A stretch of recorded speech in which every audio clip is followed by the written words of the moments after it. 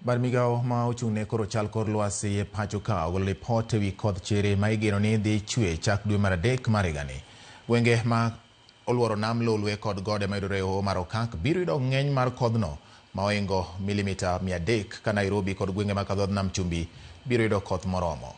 Jata tije bad migaono David Gikungu olero ni kodh chiri biro chakore juma mar 4 ma dwe mar adek e gwenge mopogore opogore ma pacho ka.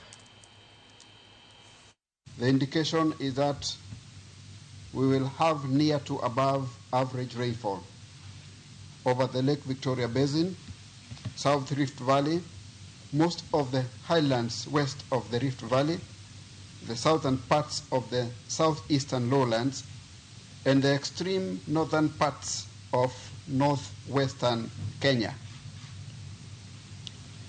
Near to below average rainfall is expected over Central Rift Valley, highlands east of the Rift Valley, again including Nairobi County, most of northwest coastal region,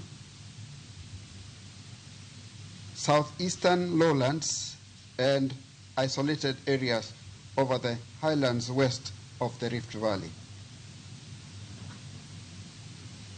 We expect below average rainfall over the northeastern and over the north coast parts of Kenya.